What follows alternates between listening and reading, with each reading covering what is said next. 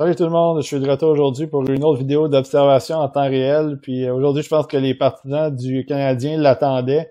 On va parler de Matthew Savoie, qui est un attaquant assez talentueux, très dynamique, joue pour le Ice de Winnipeg. Puis c'est un gars qui est un petit peu polarisant chez certaines personnes. Il y a beaucoup de personnes qui l'ont haut dans leur classement, dont moi. Moi, je l'ai deuxième. Il y en a d'autres qui l'ont un petit peu moins haut parce que, bon, il n'est pas tout à fait convaincu de leur jeu, de son jeu au centre. Il a un plus petit gabarit. Défensivement, c'est un peu plus moyen. Il fait beaucoup de points sur l'avantage numérique. Donc, il y a des pour et des contre de son côté. Moi, je l'aime bien, puis on va le regarder aujourd'hui pour 3 matchs. Donc, il y a eu un match, il va y avoir un match à la mi-décembre, un au début janvier, le 1er janvier, et un autre le 15 janvier, donc c'est assez récent. Dans son cas. Donc, on va voir à quel point il peut être spectaculaire, à quel point il peut peut-être donner des cheveux gris à certaines personnes. Mais je pense qu'on va avoir 3 bons matchs à se mettre sous la dent. Le Ice de Winnipeg, une très bonne équipe en plus. Fait que on va surveiller ça attentivement, puis on part tout de suite la vidéo avec les 3 matchs. Ouais, donc le premier match aujourd'hui pour Matthew Savoie, c'est contre les Passes de Regina. Et Connor Bedard, mais là, je pense pas que Bedard était là parce que c'était pendant une camp de Équipe Canada. Donc, je vais surveiller, mais je suis pas sûr à 100%. Matthew Savoie, ben, c'est le numéro 93 qu'on le voit, qui est en train d'appliquer de l'échec avant. C'est le numéro 93 des Bleus. C'est ça, c'est un gars qui est assez, je veux dire, high octane. Assez dynamique, fonce beaucoup vers l'avant, puis attaque beaucoup les défenseurs en vitesse, beaucoup de possession de rondelles. Donc, ça va être intéressant de le voir sur ces 3 matchs-là. Puis évidemment, en avantage numérique, ben c'est un qui est très bon aussi. Donc, ça aussi, c'est une facette de son jeu qui est intéressante. Là, c'est bien parce qu'on le voit en désavantage numérique. Vient complètement de manquer son dégagement, par exemple. Donc, il y a ça un petit peu ça à surveiller de son côté. C'est pas un gros gabarit, Mathieu Savoie. Je pense qu'il est 5 pieds 10, 175, 180 livres. Mais il y a quand même un peu de chien. Pareil, moi, je me souviens, l'année passée, bon, il avait joué dans la USHL, puis il avait joué aussi dans la Alberta Junior Hockey League, donc la AJHL. Puis il joue en compagnie de Dylan Gunter. Fait que c'était quand même un beau duo à voir. Malheureusement, ben en fait, c'est pas malheureusement, mais les deux ont joué seulement quelques matchs là-bas, mais je trouvais que Savoie, il y avait beaucoup de chiens, appliquaient de bonnes mises en échec. Peut-être même un peu plus que dans la USHL, parce qu'en USHL, il y en avait quand même appliqué quelques bonnes, il se gênait pas non plus sur les bandes. Fait que ça va être bien de le voir en ce moment, parce que cette année, je trouve qu'il est un petit peu plus tranquille sur ce niveau-là. Puis j'ai des collègues du TSLH Espoir aussi qui l'ont mentionné, Matt Paradis, qui disait qu'il y avait un peu moins de chiens, puis je suis d'accord avec lui là-dessus. Il applique de bonnes mises en échec de temps en temps, mais je pense qu'il est un petit peu plus prudent. La WHL, c'est une ligue qui est très physique quand même. C'est la plus physique au Canada, selon moi. Donc c'est une autre game. Des fois, tu veux faire attention pour pas trop te faire ramasser.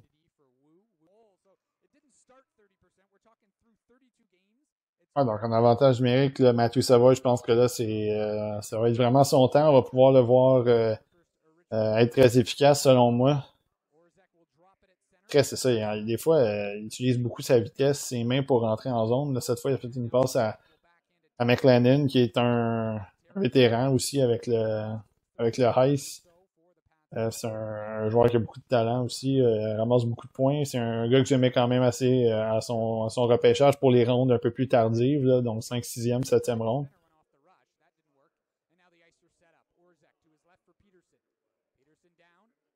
On le voit de l'autre côté, là, c'est ça va, il est là. Des fois, il est pas toujours à droite. Des fois, il vient se placer pour le tir sur réception.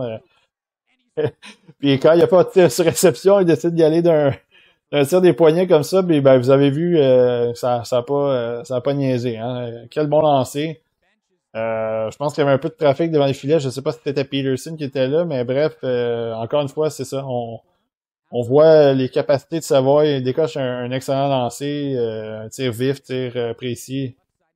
Donc un autre but, ça commence bien la vidéo pour lui.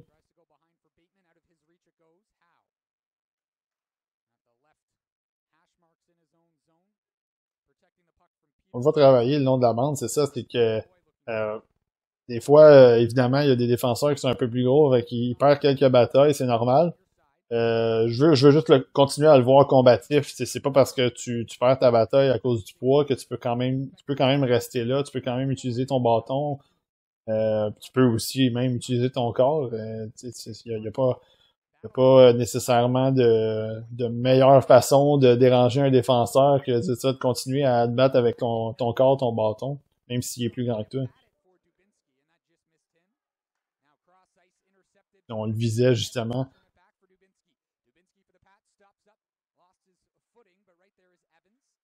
Ça, on le voit là, quand même, tu sais, il est pas. Il est capable de s'impliquer un peu physiquement, même si c'est pas le plus gros. C'est sûr que c'est ça. Je pense pas que ça fait partie de sa game. C'est bien correct comme ça. On demande à ces gars-là de faire des points puis marquer des buts.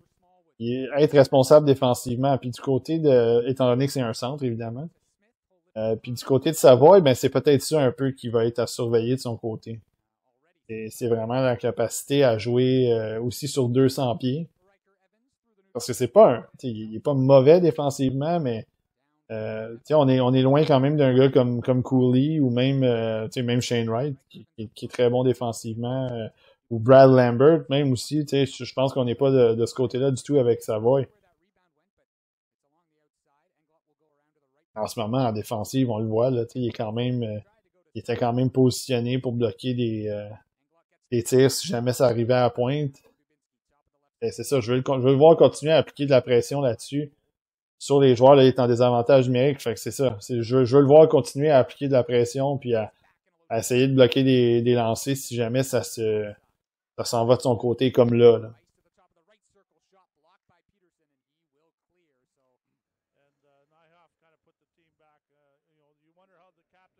Ah ouais, en avantage numérique maintenant. Donc c'est ça, là en ce moment en avantage numérique, ben c'est sûr que pas Cameron, mais Carson Lambeau, c'est pas là en ce moment parce qu'il était avec l'équipe Canada. Fait que c'est sûr que ça change un petit peu la dynamique. On voit Savoie rentrer en vitesse, remettre ça dans le fond. Je sais pas pourquoi McLennan a laissé passer la rondelle. Je pense qu'il aurait pu la récupérer. Je sais pas s'il l'avait bien vu, mais. Donc on voit plusieurs positionnements quand même de Savoie. Il est arrivé le long du côté droit, puis là, à un moment donné, il était un petit peu plus down low. On va lancer là-dessus. Peut-être qu'un tir un peu plus bas aurait été un peu plus efficace, mais quand même. Donc c'est ça, il se promène un peu. On l'a pas encore vu sur son tir sur réception dans ce match-là. Mais c'est ça, quand vous regardez, disons, Savoy, puis vous regardez, et je les compare pas parce que ce sont pas les mêmes joueurs, mais Connor Geeky, regardez la passe que Savoy vient de faire complètement de l'autre côté de la patinoire. Si vous regardez Geeky en avantage numérique sur la deuxième vague, on n'est pas dans ce niveau de jeu-là du côté de Geeky. Fait que c'est normal, selon moi, que Savoy marque beaucoup de points en avantage numérique, juste parce que, premièrement, c'est sûr qu'il y a de meilleurs joueurs peut-être avec lui, mais aussi c'est juste je pense qu'il est plus efficace. Il reconnaît mieux les situations en avantage numérique. C'est un gars qui, selon moi, est capable de trouver le bon moment entre un bon lancer puis une bonne passe, puis repérer les gars libres aussi. Puis je pense que Geeky, avec la rondelle, il y a un peu moins cette patience-là, peut-être un petit peu moins cette vision-là. Puis c'est correct, c'est pas le même joueur. Je pense que Geeky est un peu plus efficace all around. Fait chacun ses forces, mais c'est juste que moi, j'ai l'impression qu'on diminue beaucoup Savoy pour ses points en avantage numérique, alors que s'il les a, ces points-là, c'est juste parce qu'il est, selon moi, deadly. Je vais prendre l'expression. Il est menaçant, là. C'est tout. C'est pour ça que des fois, je trouve les critiques à l'endroit de Savoy, c'est un peu sévère de ce côté-là.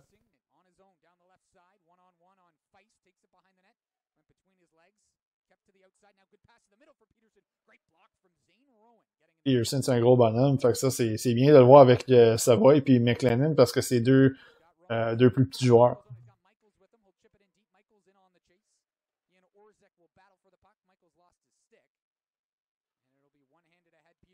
Je pense que dans le cas de Savoy, c'est ça qui va être bien aussi pour lui.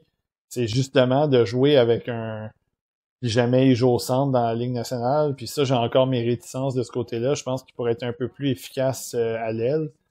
Mais si jamais il joue au centre, ça serait bien de le voir avec deux gars un petit peu plus imposants. Je compare pas les joueurs, mais je pense à, disons, McKinnon au Colorado, qui est lui aussi quand même un gros joueur, là, mais il joue avec Landeskog et Rantanen, qui sont quand même des alliés avec de bons gabarits.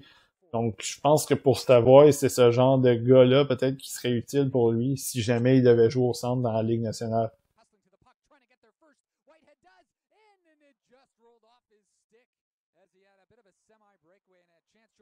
Ouais, là-dessus, il y a eu, ouais, c'est ça, un petit manque de communication là-dessus de Savoie parce que il a comme rejoint un de ses coéquipiers du côté droit vers la rondelle, alors que de l'autre côté, c'était libre, puis c'est justement le joueur des passes qui a eu la rondelle. Par exemple, l'entrée de zone n'a peut-être pas été parfaite du côté de McLennan, mais c'est rentré quand même.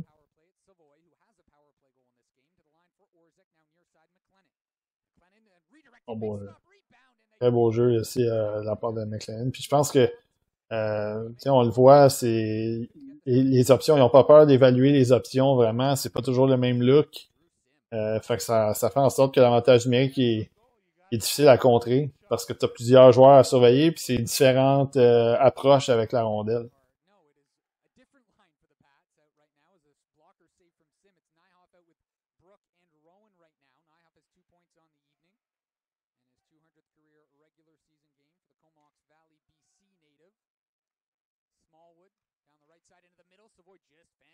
Il a donné la rondelle, mais c'était tellement close range.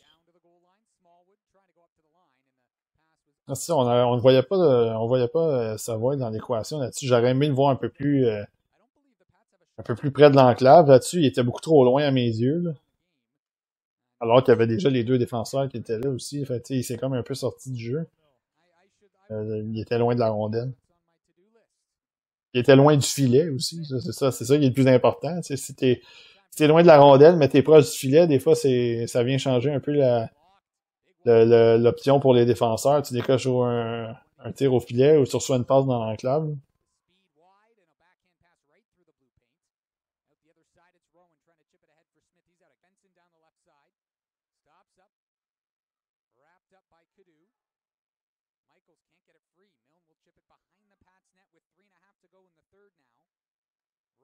Voilà, si ça va avec un bon jeu de bâton, mais il n'a pas réussi à soutirer complètement la rondelle au joueur des Pats, mais la rondelle a été récupérée quand même par la Ice, fait qu'il avait assez dérangé le défenseur pour permettre à son équipe de récupérer la rondelle.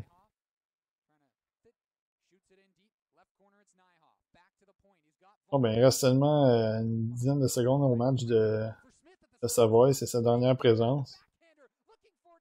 Sur un arrêt, ça nage un peu. Ah, donc le deuxième match pour Savoie, c'est contre les Tigers de Medicine Hat. Le Heights de Winnipeg sont encore en bleu, puis Savoie est toujours le numéro 93 qu'on voit justement, qu'on voyait au centre de l'écran.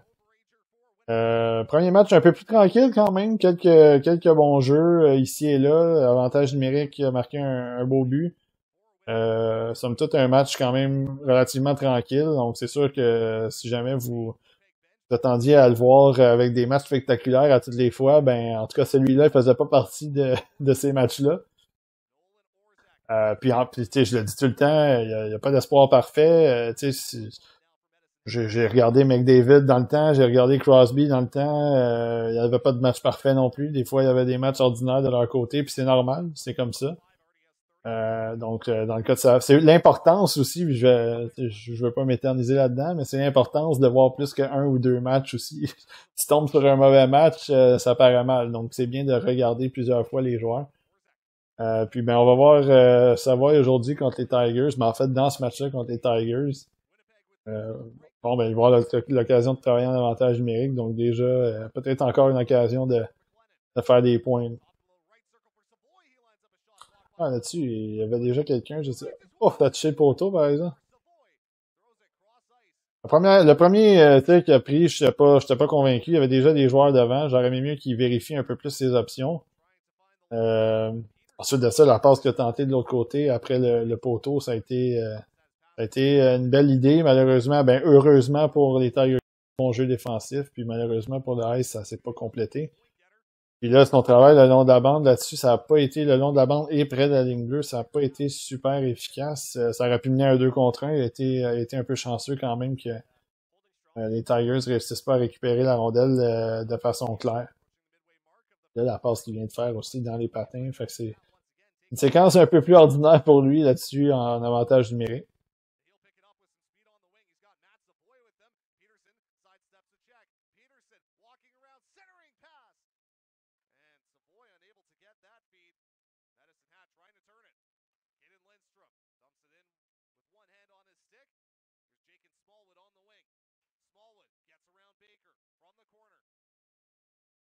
Alors là-dessus, ça va, c'est ça, je l'ai vu. J'ai bien aimé qu'il est allé exactement, il est allé se positionner près de l'enclave. Il a réussi à soutirer la rondelle, puis en revenant, il a tenté une passe devant le filet. C'était une bonne idée.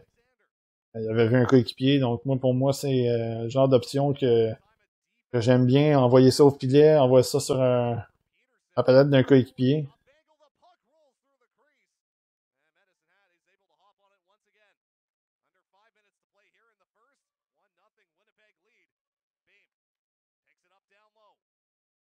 Ah, c'est ça. C'est bien qu'il soit venu aider le défenseur là-dessus.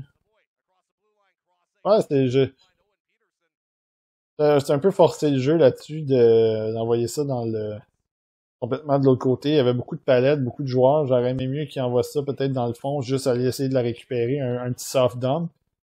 Mais bon, c'est comme ça.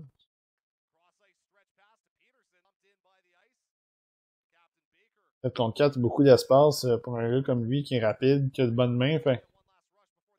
C'est sûr que faut pas falloir qu'il y ait beaucoup de revirements là, du côté des Tigers. Ça, c'est les genres de choses, c'est ça que je trouve que dans la AJHL, puis même dans la USHL, il aurait pu finir sa mise en échec là-dessus, puis il l'a pas fait. Fait que, tu sais, c'est ça. Ça, c'est le côté de son jeu, peut-être que ça serait bien qu'il ajoute, parce vu qu'il l'a déjà montré par le passé, ça serait bien qu'il continue de le faire sur une base un peu plus régulière. Là, il est de l'autre côté. Ouf, la passe, malheureusement, elle était pas. C'est dommage parce qu'il était bien positionné. Donc, c'est ça, c'est plus.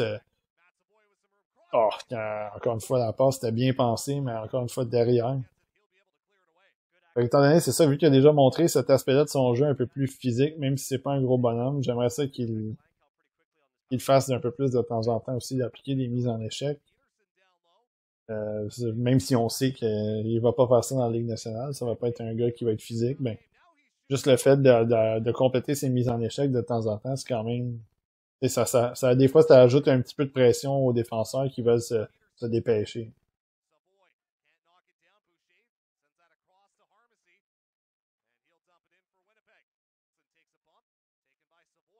Bonne passe.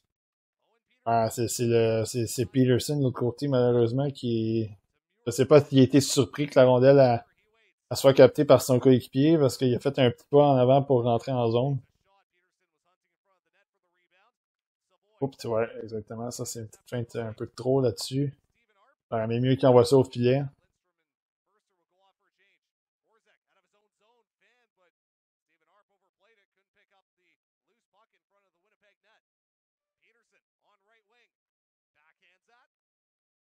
Ah, encore une fois là-dessus, juste, j'aurais aimé mieux encore continuer un peu plus à aller au filet, arrêter de patiner un peu.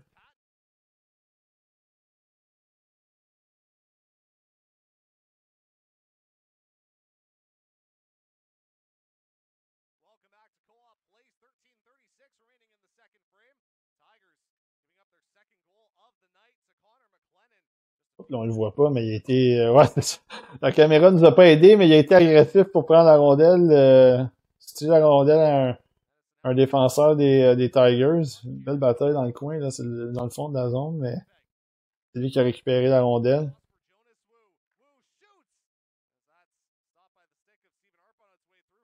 Ah, exact, là, je veux le voir rester devant le filet comme ça. L'attaque doit se poursuivre. Il est allé changer.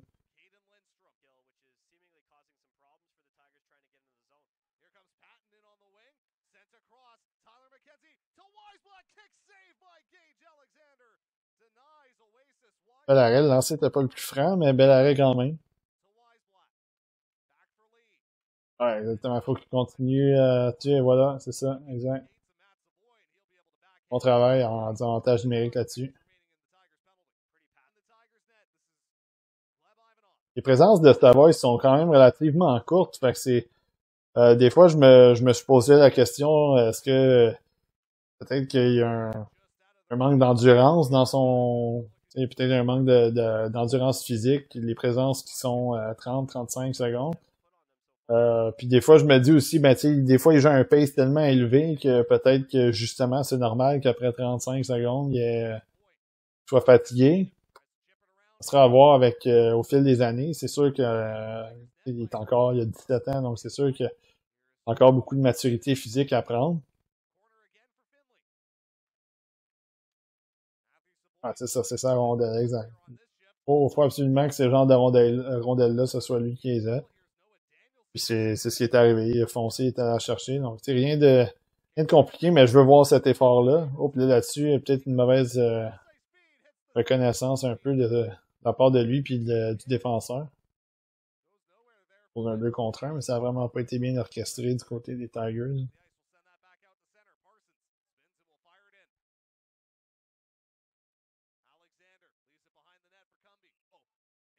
Ah ben ouais.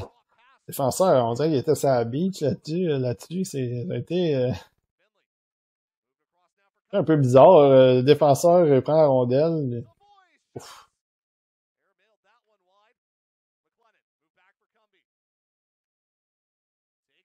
Ouais, c'est un bel essai dans la passe devant le filet.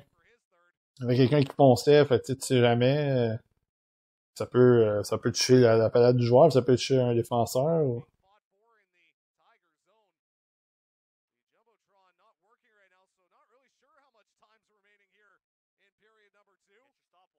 Un gars de libre, ouais, exactement. Ouais, c'est ça. Il l'avait bien vu parce qu'il était libre.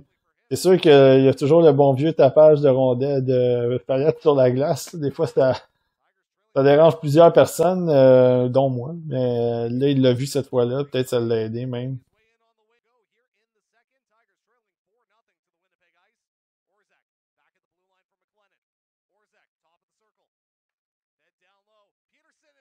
C'est une petite passe trop, trop difficile à capter. Un bon petit travail là-dessus. J'aurais aimé la passe de l'autre côté peut-être. Ouais, c'est une belle tentative des deux, de lui puis de Peterson puis c'était Smallwood. Ou c'était peut-être Peterson, bref, en tout cas, c'était une belle tentative de sa part, puis de savoir aussi qu'il est allé foncer au filet. C'est un bel essai, mais ça n'a pas fonctionné malheureusement.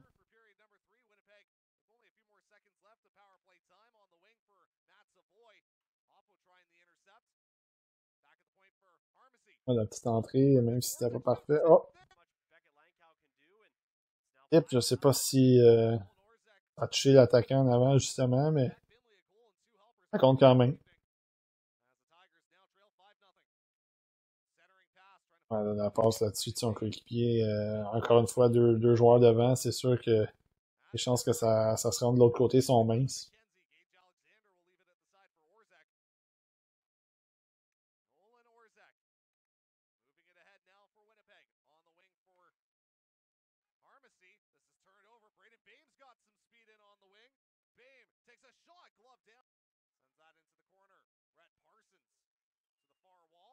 Exactement ce que je disais tantôt, c'est j'aurais aimé mieux, encore une fois, qu'il continue à aller appliquer de la pression, puis là, il a juste ralenti, puis là, le défenseur des Tigers, il a tout simplement récupéré la rondelle.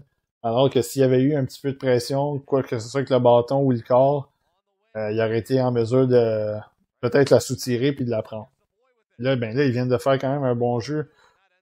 Côté physique, il a appliqué les freins, gardé la rondelle, il a envoyé ça de l'autre côté à un coéquipier. Fait que, tu sais, c'est ça. La passe n'était pas tout à fait précise, mais le jeu était là quand même, puis le défenseur a quand même pu récupérer.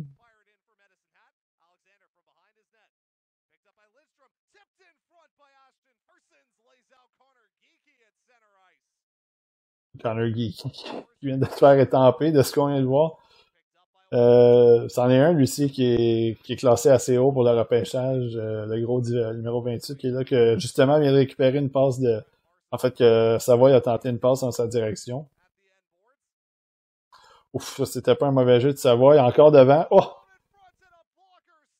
Quel arrêt, puis quel jeu, mais quel arrêt. Puis Benson qui vient de se faire voler, lui, c'est pour 2023. Donc, ça, c'est un trio qui est...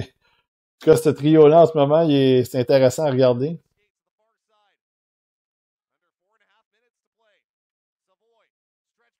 Oh!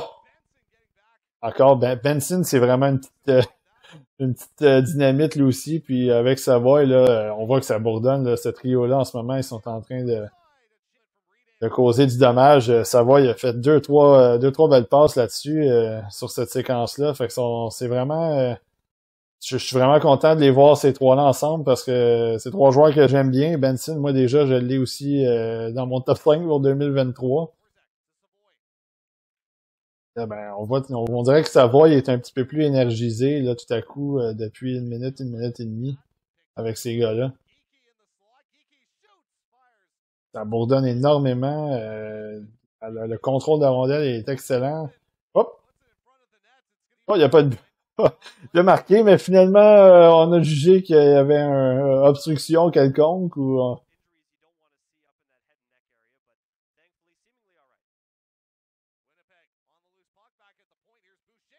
Oh, ben là, ça bourdonne énormément, là. Ça va être devant le filet. Oh! Personne qui va la mettre dedans, là. Quel bon travail de ce trio-là qui a été formé pour les dernières minutes, en tout cas dans ce match-là, parce que très belle efficacité des trois. Encore Benson qui est là. Savoie, une belle récupération de rondelle là-dessus. Là, malheureusement, il a voulu tenter un jeu rapide, mais excellent travail de sa part, puis ben, ça va mettre fin au match. Donc, grosse fin de match pour ces trois-là, puis pour Savoie en particulier qu'on surveille aujourd'hui.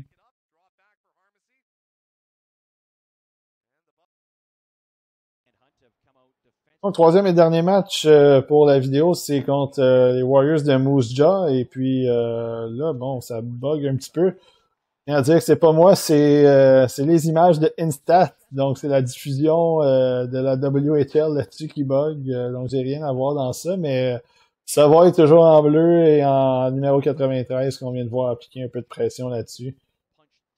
Donc, match qui a été, comme je disais en début, c'est le match qui a eu lieu le 15 janvier, donc c'est relativement récent.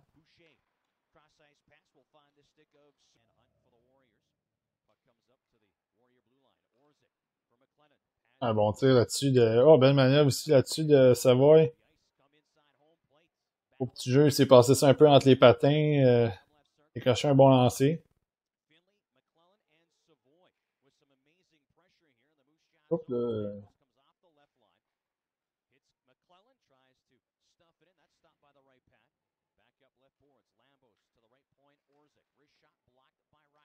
On voit un peu le Bourdonnais proche du filet. Essayer de se mettre en position pour accepter une passe. Oh, je sais pas si...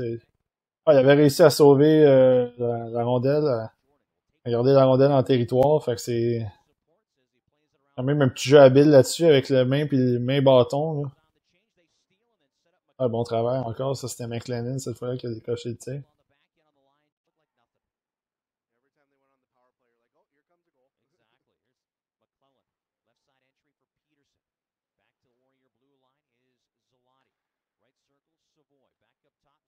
Ah, du bon travail, ça prend un lancer. Ah, bon lancer, ça. Encore une fois, c'est sûr, vise la partie supérieure. Fait que si ça rate, t'as une chance de sortir de la zone. Et malheureusement, c'est sorti.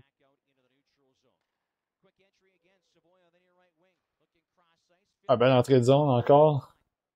Elle passe aussi complètement de l'autre côté pendant qu'il y avait un de ses joueurs qui s'en venait en vitesse.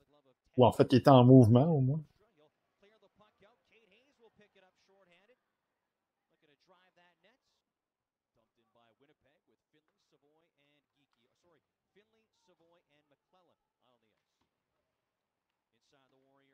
C'est des gars qui ont quand même beaucoup de confiance en leurs moyens avec la rondelle, puis des fois, faut quand même faire attention parce que quand tu as confiance, tu tentes des choses, des fois un petit peu à bas pourcentage, des fois des choses qui sont pas nécessairement des, des, euh, des manœuvres que tu utiliserais en temps normal. Fait qu'il faut toujours faire un peu attention à ça. Mais quand ça fonctionne, par exemple, ça peut te créer beaucoup d'espace, tu peux feinter un défenseur puis t'amener en échapper en 2 contre 1. Bref, c'est ça, c'est des choses qui sont souvent intéressantes à regarder du côté des joueurs talentueux parce que tu veux évaluer aussi s'ils sont capables de prendre la décision de prendre le bon jeu, de faire le bon jeu au bon moment.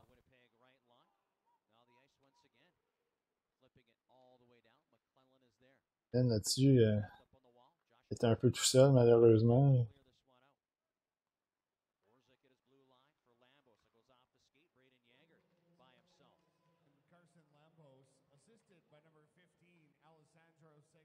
Ouais. Ah, la passe était pas tout à fait là, mais Savoie avait pas l'air tout à fait prête non plus. Un bon lancer là-dessus, par exemple, pour la deuxième séquence. Tu sais que Lambeau est revenu parce que c'est lui qui a marqué le but tantôt qu'on a vu, la tête à point.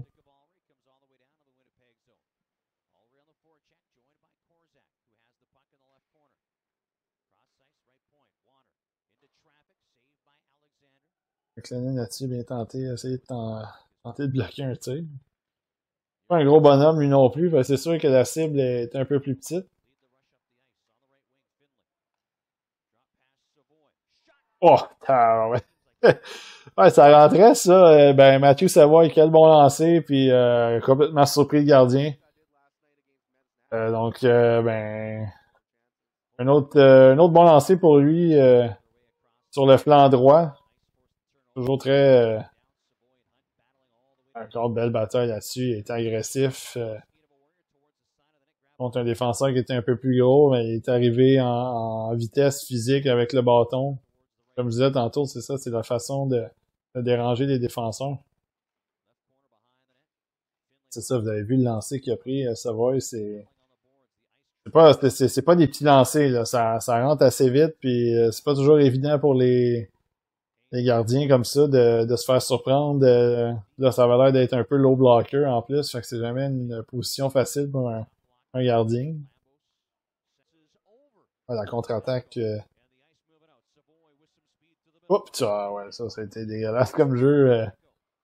Euh, j'ai pas compris non plus pourquoi il a voulu faire un jeu comme ça, mais ben, ça revient un peu à ce que je disais il y a quelques minutes, tu sais, des coups de confiance, t'essayes un petit jeu que tu devrais pas faire. Il y avait absolument aucune raison d'envoyer ça derrière comme ça, puis essayer de la passer à McLennan de cette façon-là. En tout cas, pas selon moi.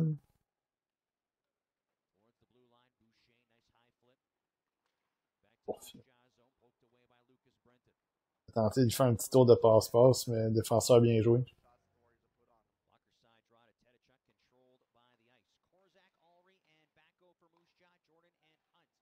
Ah, Lambos, il était là, numéro 7 en bas. Ouf! Reverse it. Ouf, belle tentative devant.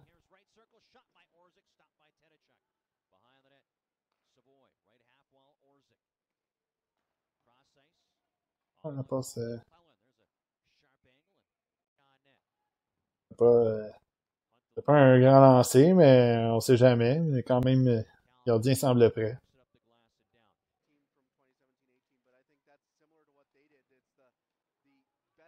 Je pense que c'est ça, c'est Jack Finley. Je pense qu'il prend les mises en jeu, qui est arrivé il n'y a pas si longtemps. Oh! À part ça, ça va de Savoy, justement. Je pense que c'est en direction de Finley.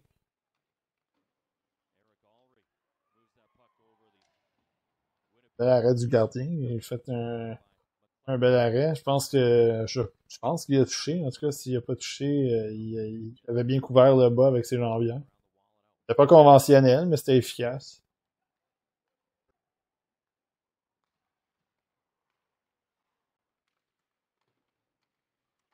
Ouais,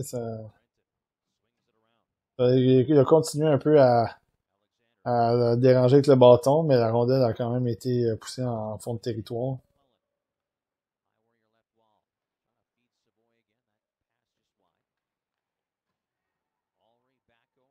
Je veux le voir un peu plus du côté de Savoie, je veux le voir patiner un petit peu plus intensément. Pas juste quand la rondelle va vers l'avant. Je veux le voir un petit peu plus quand c'est le temps d'aller chercher les rondelles sur la bande, essayer de déranger des défenseurs en échec avant. Donc ça, c'est quelque chose que je veux voir de son côté. Qu'il fait de temps en temps. Je trouve qu'il pourrait le faire un peu plus, peut-être.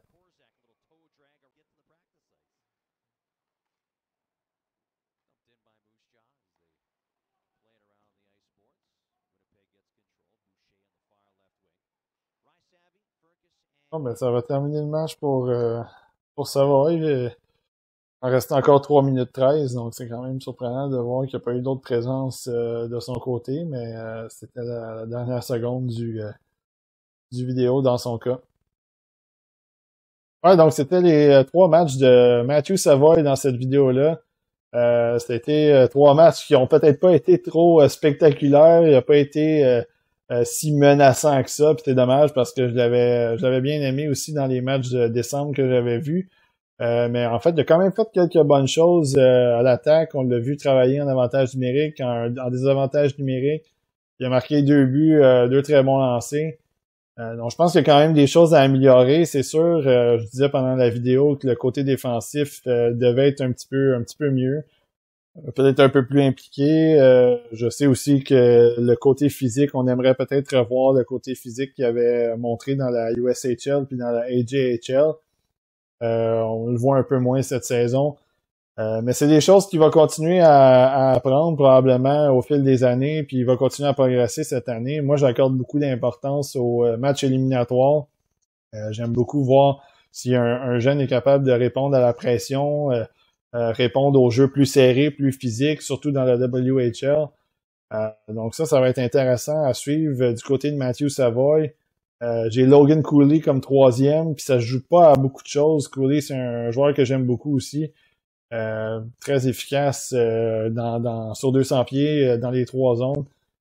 Puis beaucoup de talent, beaucoup de vitesse, beaucoup de bonnes mains. Fait que c'est des choses qui ça se joue vraiment pas à beaucoup de choses.